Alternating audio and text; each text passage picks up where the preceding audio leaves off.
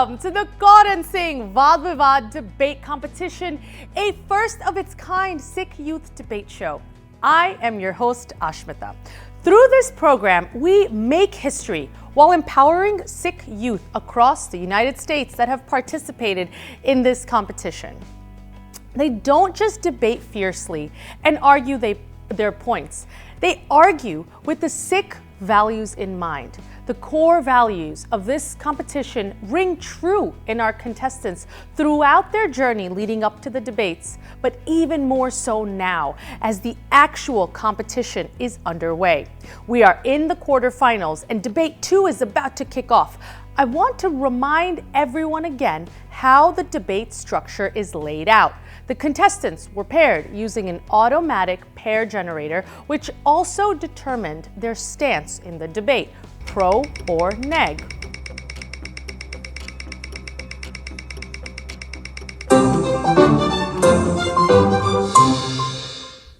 We saw last week how Vaad Singh advanced in debate 1 against Amreen Kaur. Vaad also happened to be the audience favorite last week, garnering 71% of the audience votes after his performance. If you missed the first debate, be sure to check out our social media pages for the episode to catch up so you can be completely up to date on what's happening. And of course, be sure to scan the QR code below to vote for your favorite from this week's debate. Now, before we begin debate 2 of the quarterfinals, let's meet some more of the talented young contestants so you can see how they're feeling now and how the experience has been for them so far. So let's take a quick look.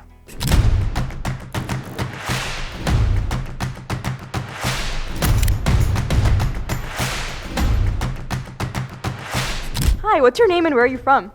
I'm just Joth and I'm from Shrewsbury, Massachusetts. How do you feel about the debate today? I feel pretty good, a little nervous, and happy at the same time. Any big strategies in play? I think just taking deep breaths before my debate. All right, sounds good. Good luck.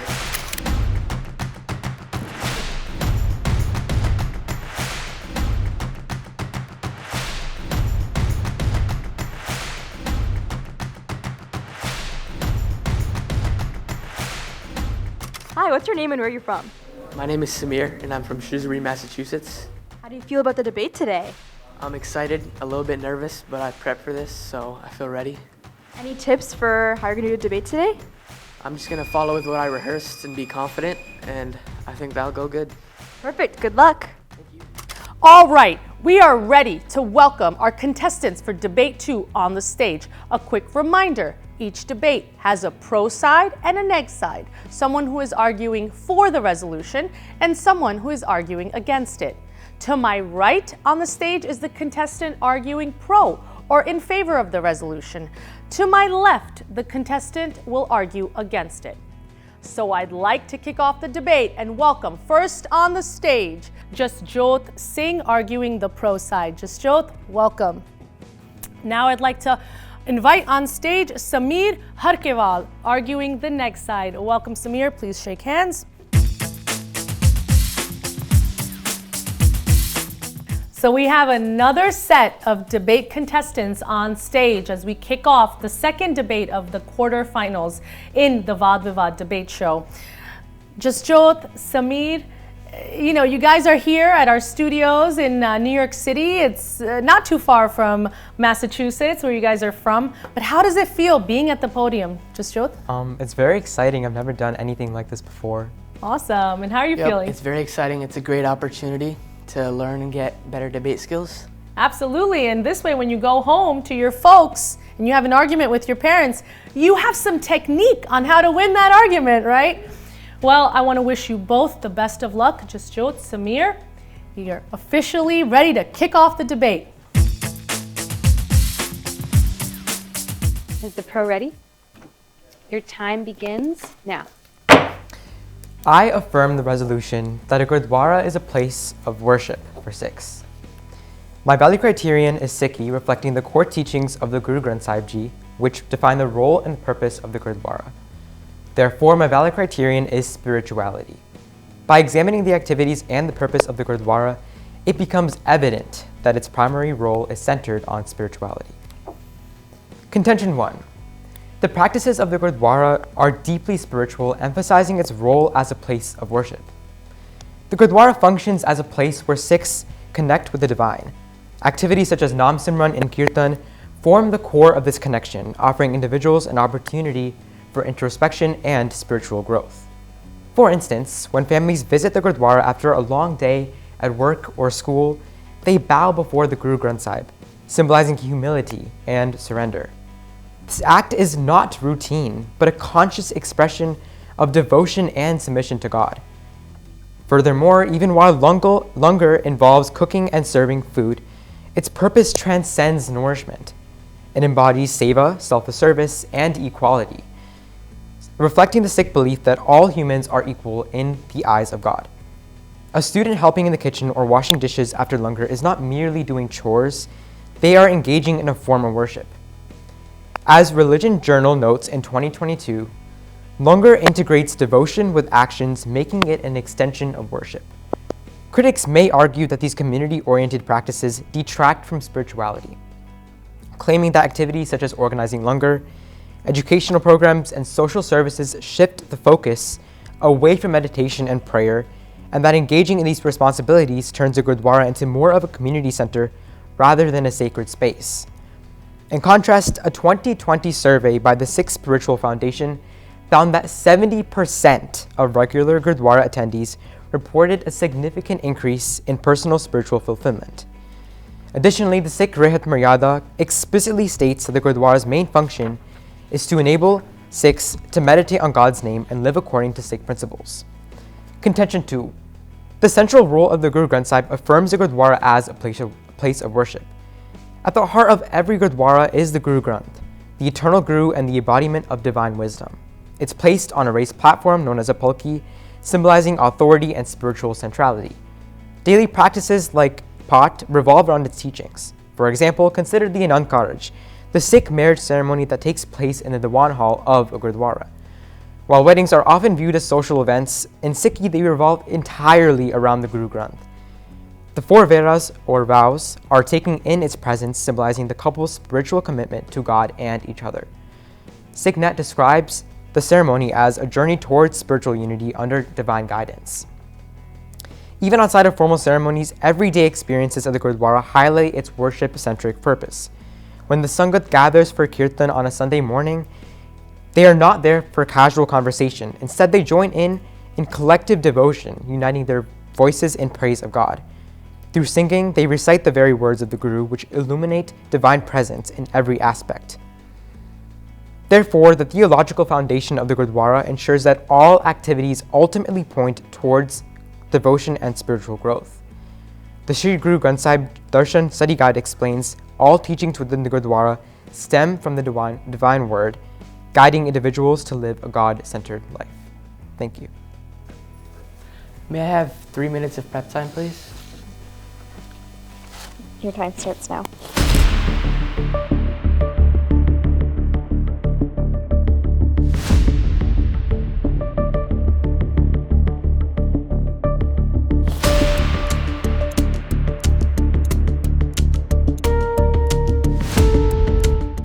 May I begin my case, please? Your time begins now.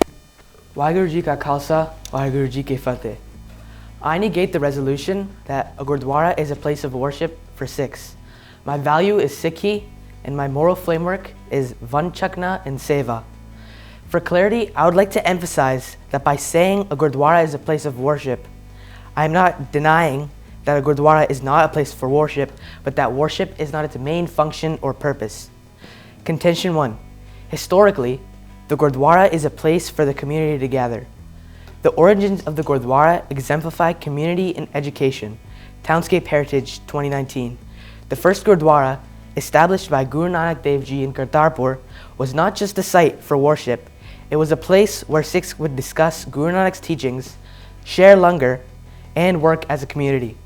This tradition of service, learning, and gathering has continued today in Gurudwaras worldwide. Gurudwaras have also played pivotal roles in Sikh history as community centers. Britannica 2025. During times of crisis and oppression, Gurudwaras served as hubs for organizing resistance and community aid. During the Mughal era, Gurudwaras were places where Sikhs received shelter, food, moral, and practical education to defend their values and rights. This highlights the Gurudwara's historical role as a center for education, community resilience, rather than a place for worship. Contention 2. Gurudwaras were and are designed to be a community gathering place and learning center. The word Gurudwara means learning center. Wikipedia 2025. A Gurudwara is defined as a place of assembly for Sikhs. The word Sikh literally translates to learner or student, and Gurudwara is derived from the words Guru, meaning teacher, and Dwara, meaning door. Therefore, Gurudwara means doorway to teacher, or in modern terminology, a learning center. The architecture of a Gurudwara also reflects its purpose. Sikh Center of Delaware 2025.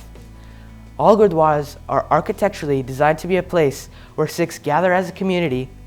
In the Langar Hall, there is a large capacity for the community to sit together and eat, and in the Diwan Hall to listen and learn from the Sri Guru Granth Sahib together. The 4 entrances from all directions also show the inclusivity and welcomeness for everyone in the community, as the Gurudwara is a community center. Contention 3. Worship is a very minuscule part of the things that are done in a Gurudwara. It is also an educational and community service center. In the Langar Hall, food is prepared, served, and eaten together. It is also the place where the community may discuss and socialize. In Sikh communities in the United States, the Gurudwara has become an essential locus of Sikh identity. For newly arrived immigrants, it may be the first place they stay because of the strong tradition of hospitality. Worship doesn't necessarily correlate to the Gurudwara building. Harvard University, 2024. Although worship is done in the Gurudwara, it is not what is being worshipped, so it doesn't necessarily correlate to the building, as worship is done with the Sri Guru Granth Sahib and Waheguru, which can be done wherever. However, the main reason it is most commonly done in the Gurudwara is because it is a place where the community gathers. If Sikhs just wanted to go to the Gurudwara to worship, they wouldn't need to come to the Gurudwara every Sunday when all other Sikhs came, unless they wanted to gather with their community and learn together. Due to Gurudwara's history, architecture, and purpose, the Gurudwara's main function is not worship. I conclude my case. Transitioning into the rebuttal, my opponent mentioned in their contention 1 that the Gurudwara's practices are spiritual, and that in the Diwan Hall, reading from the Guru Granth Sahib is a spiritual activity.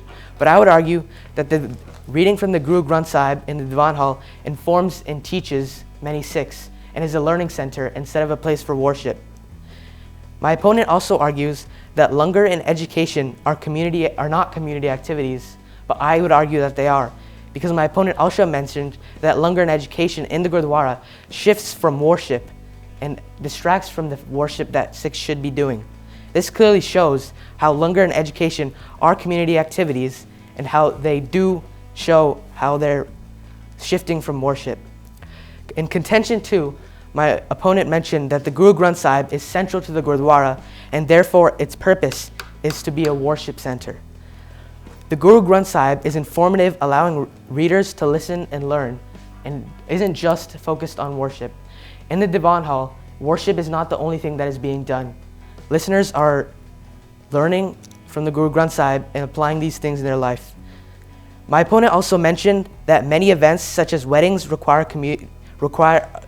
communities and are centralized around the Guru Granth Sahib, and that without the Guru Granth Sahib, these events aren't fulfilled.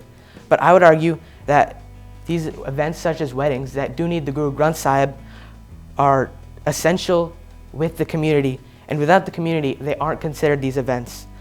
Overall, due to the Gurudwara's history and architecture and purpose, I believe that the Gurudwara's main function is not worship. I conclude my rebuttal. May I have 2 minutes of time, please?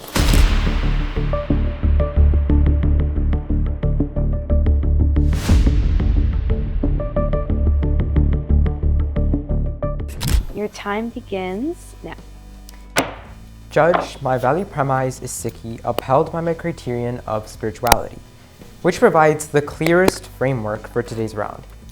I will now address my opponent's case and demonstrate why Gurudwaras are not merely communal centers and are actually places of worship. My opponent's value premise is Sikhi, with the criterion of Vanchakna and Seva. This fundamentally distorts the main purpose of a Gurudwara. To start off, let's define the word Gurudwara once again. If we look at the word Guru, it means teacher, but it can also just be kept as Guru or a synonym for the word Vaheguru. Dwara means the doorway or the pathway to the Guru, simply meaning that the Gurudwara provides the means for Sikhs to connect deeply with the spiritual being. Moving on to my opponent's first contention, they argue that Gurudwaras are communal places where Sikhs can share langar, talk, socialize, and gather together. However, if Gurudwaras were merely a place for communal socializing, why is it not that Sevadars are kept as employees instead of volunteers? If there wasn't an aspect of worship in Gurudwaras, they would be paid for the work that they do. Furthermore, my opponent also states that Anand Karajas have no meaning without communal presence. However, that is completely baseless because an Anand Karaj just includes the recitation of the Guru Granth Sahib and the connection between two human beings. It doesn't have anything to do with family or friends. For example, if two people were getting married to each other and they were both orphans, what would they do without any family or possibly any friends? Is their marriage not an Anand Karaj? Is their marriage without meaning? And lastly, something that I wanted to clarify was that in my contention 1, I did not state that an Anand Karaj needs communal presence. It simply states that communal presence is a commonality when Anand Karajas take place. Therefore, I conclude my rebuttals. Thank you. Could I have the remaining prep time, please? Let's start soon.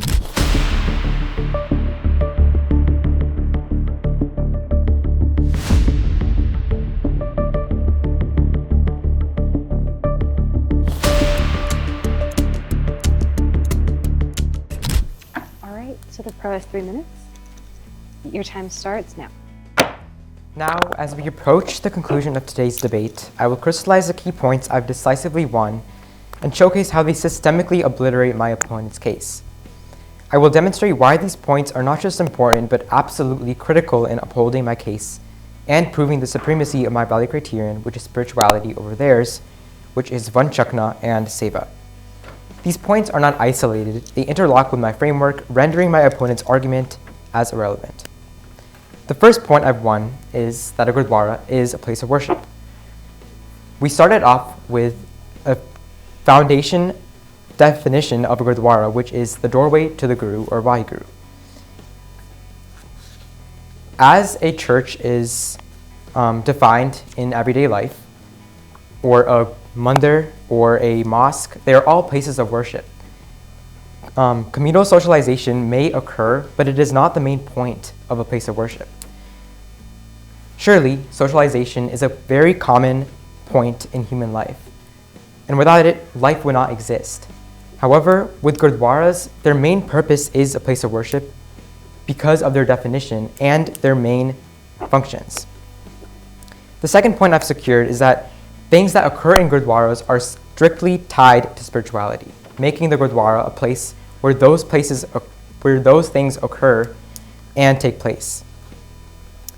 For example, an Anand Karaj revolves surely around the Guru Granth Sahib, which is a spiritual being. Furthermore, menial tasks such as langar or education on Khalsa school tie directly to spirituality because they connect the community closer to Vaheguru. That confirms my crystallizations. Thank you. May I use my remaining prep time, please? Yep, you have 2 minutes. And your time starts now.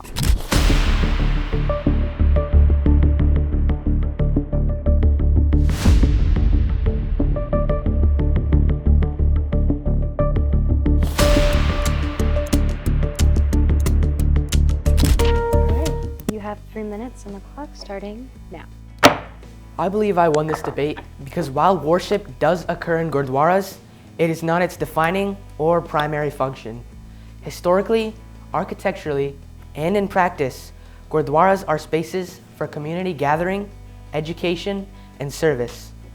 My opponent mentions throughout his contention that the main practices of the Gurudwaras are spiritual, such as worship in the Diwan Hall of the Guru Granth Sahib.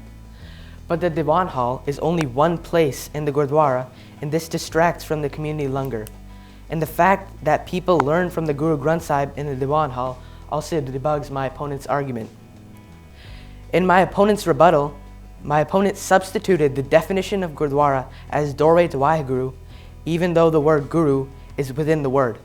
Regardless of my opponent's interpretation of the word Guru cannot symbolize Waheguru because of his interpretation in this argument.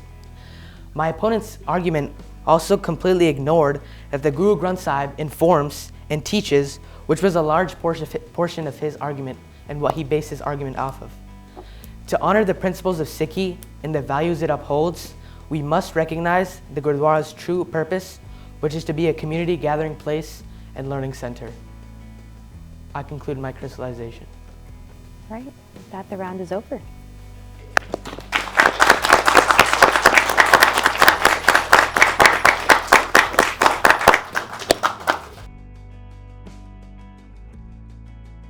It was pretty tense in there. How'd it go? It was pretty good, definitely a really nice experience. Do you think you won? I'm not too sure, but I think I might have a chance. Do you have any tips for our next contestants? I would say make sure to take a deep breath before starting any piece of evidence or before talking at all, because you need a clear and fresh mind before you start talking. Sounds good. Good luck. It got pretty heated in there. How do you feel? I feel pretty good. I feel like I performed pretty well and my practice paid off. Do you think you won? Maybe. I mean, it depends on what the judges think. Do you have any strategies for your next debate?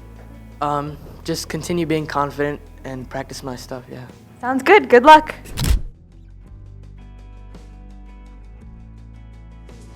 Hey, so that was a great round. I'm sure we're all excited to start the deliberation, but just so we're all on the same page, I think, we're gonna evaluate this round based on, I think, three main things, right? So number one is the framework. The idea is that, the value is the same. This is kind of a concept carried over from Lincoln Douglas debate. The value, we're all trying to argue for kind of what's in the best intentions of Sikh. Sikh is our value. But how we evaluate Sikh, it depends a lot based on situation. So the framework is one of the most important things to evaluate. Who argued for their framework the most, who brought their evidence within that framework, and how that worked. The second thing that I think we're all gonna, talk about today is gonna be clash, right? This concept of, a debater can give a great speech, they can give great evidence, but what matters is about debate is how you respond to other evidence and how you bolster your own. So we want to see that element of, clash, not just speaking past each other, but speaking directly to each other and addressing each other's arguments directly. I think the third element that matters, is the idea of how well were their cases. This matters. We do think it matters in some extent because, the level of evidence, even though this was pre-written, how they put that evidence together, the thought they put into it is very essential, I think, for judging around. So, I just wanted to know, just to start off, what were, from both sides, what were some of the most fundamental, what was one of the arguments from, both Samir and Jasjot, one argument from each side that kind of stuck with you as you left the round, just independent of clash framework, just one argument that kind of stuck with you that made you think. Because I think I had a lot of moments like that in this round. But yeah, if you guys have anything, we can start with that maybe. Yeah, of course. Both sides made a compelling argument at the debate today. But with Jasjot, I think one thing that really stuck out was the idea of the Guru Granth Sahib confirming spirituality. And I thought there was a real power in that. But one thing I was curious about, in your guys' opinion, is this kind of question about going back to the frameworks and about how they both framed the debate. One thing I was impressed by Samir's ability to do was say, listen, I think it takes a very interesting strategy to say, it's okay if we're going to say that Gurdwaras have worship. It happens in Gurdwaras, but that's not the main focus of a Gurdwara. So I think that was an interesting point that I'm still thinking about how to evaluate, because if we're taking that and accepting Samir's setup in that way, then yes, all of these things are true about Anand Cottage. All of these things are true about Guru Granth Sahib Ji being a central place of worship. But then how do we evaluate the other points that Samir gave if that framework is true and wasn't rebutted as saying like, it's okay if obviously worship happens in Gurudwaras, but it's not the main focus. So that's one thing that I'm trying to think about in terms of how to weigh the arguments. I think this was a significant portion of the clash in the debate as well. So just Jyoth's contention one is set up that essentially is like Gurdwara, like the central places that live on hall, and then you have Langar as like, you know, side hall and stuff like that. Whereas Samir in his negative rebuttal, I believe he mentioned that like Divan also distracts from Langar. So that was like a clear clash for me. And that's like a very big statement to make. So I think there's a lot of substance on both sides in terms of like the contentions and the points that they're bringing up. So maybe we need to step back and get it from like a framework perspective in terms of like which contentions are actually being upheld on which side and through which value criteria. You actually brought up a good point with Samir saying that the Divan Hall distracts from Langar Hall. That was a little bit contradictory because he did multiple times say that it is a place of worship, but you have the other stuff along the lines, like, you know, other stuff and adding on to it. But then he ended off by saying that the Divan Hall distracts from Langar Hall. So you're saying that the Gurudwara is not a place of worship, right? It's just kind of like that, I think that again like probably weakens his case a little bit because I think there's like different opinions coming from him or like from his case. So maybe we need to take that into consideration. I think just Jyoth did prove that the Gurdwara is a place of worship. I think he gave a lot of really good evidence, and he also cited a lot of good sources, like one journal of religion, a different survey, where all of those results basically said spirituality was key to the Gurdwara. I think my comment on the point about like you can worship anywhere else, but I think what makes the Gurudwara unique is the presence of Guru Granth Sahib, right? So a lot of people might not have access to the Guru Granth Sahib, and that's the place that you're coming for the Guru, right? It's Gurudwara. So just Jyoth also made points about that. I think that's interesting though, because the way that I was looking at the arguments is he said that about Langar, but he didn't come back with anything on the other pieces about community aid and being the places of resistance. So I think that part is still where I can't fully flow it through because those parts weren't necessarily responded to. Also, like, I don't know if we mentioned this at all. I think he also brought up architecture as well. That wasn't responded to. Not responded to.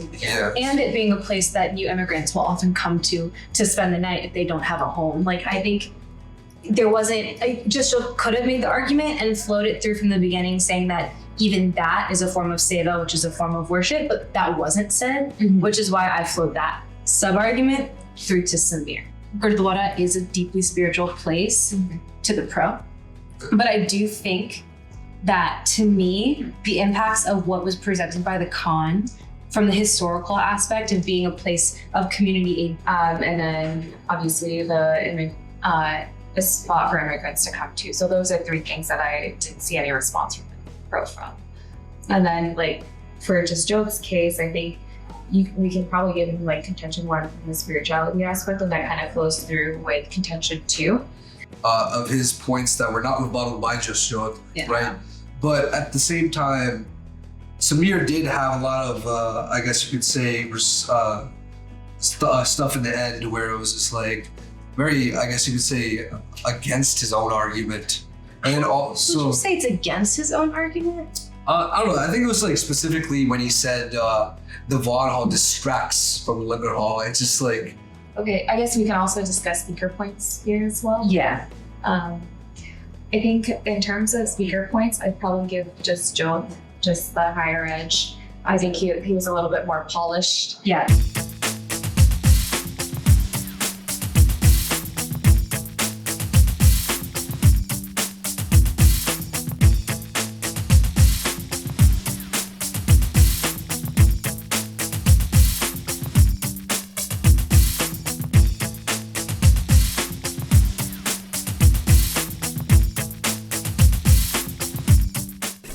Welcome back. You're watching the Kaur and Singh Vaad Vivaad debate competition.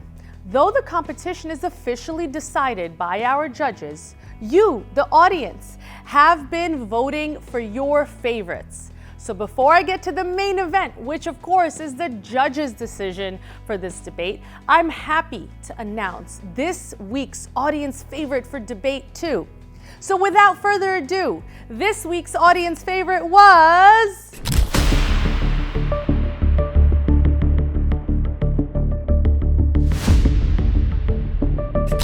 Jasjot Singh! Congratulations, Jasjot. The viewers at home loved your debate style. What do you have to say to them? Thank you so much to the audience for tuning in, and thank you so much for showing support to me. And now, once again, the moment we've all been waiting for. We've shared with you that this debate follows the Lincoln Douglas debate format very closely. In fact, even the judges' criteria follows the same framework, whether it's the values framework, the competitors clash, or the way that they choose to deliver the evidence, all factors into the judge's final decision. You've been part of some of their deliberations, but now I have their results with me. And the winner of debate 2 of the Kaur and Singh Vaad Vivaad competition is...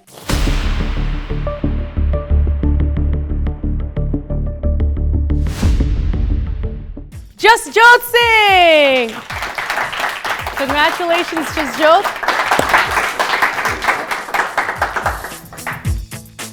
Thank you for watching another episode of the Kaur and Singh Vaad Vivaad debate show. You can always watch the full episode on our social media channels, and please write to us with any questions or comments at ashmita@justbroadcasting.com or info@justbroadcasting.com. This is your host, Ashmita, signing off. See you next time.